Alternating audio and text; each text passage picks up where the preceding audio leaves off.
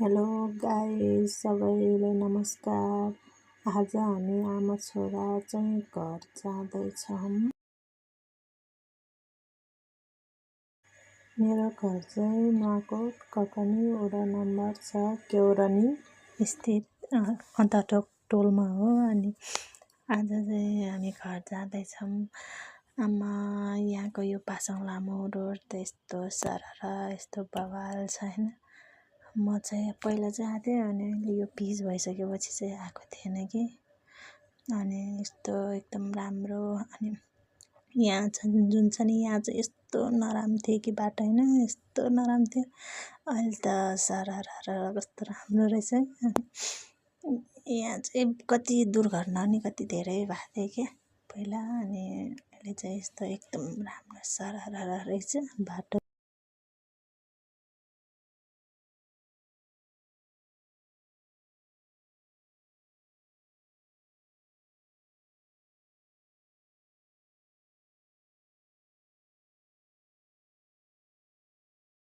यहाँ चाहिँ यो चाहिँ चिसोपानी भन्ने ठाउँ हो। अनि मेरो माइत चाहिँ यहाँबाट माथि यो रोड छ नि त्यो रोडबाट माथि जानुपर्छ यहाँबाट। मौसम पनि त्यस्तै। अनि गाडीमा गीत पनि त्यस्तै अलि स्याड बजिरहेको थियो। लागिरहेको थियो कि पुरै ल परेर हैन धोका खाएको। अनि त्यस्तै फिलिङवाला आइरहेको थियो क्या मलाई चाहिँ। अनि हावा नि चलिरहेको थियो यस्तो दामी के।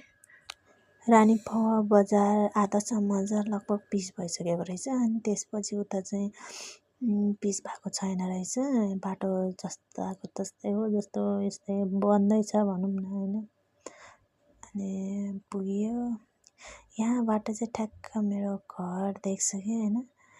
अब हजुरहरूले त यहाँ देख्नुहुन्न, तर मैले चाहिँ यहाँ 13 बजी गाउँ आएर होला यस्तो हिँड्न नसकेर भए पो म त ओह्रालो झर्न नसकेर झन्डैले पसिना गाह्रो छ हो केटीलाई। मेरो छोरा फेरि उस्तै बिचरा हिँड्न सक्दैन, काठमाडौँ बसेर के अरे त्यो बाइलो कुखुरा जस्तै भएको छ। यहाँ पारी देखेको चाहिँ रानीपौवा बजार हो।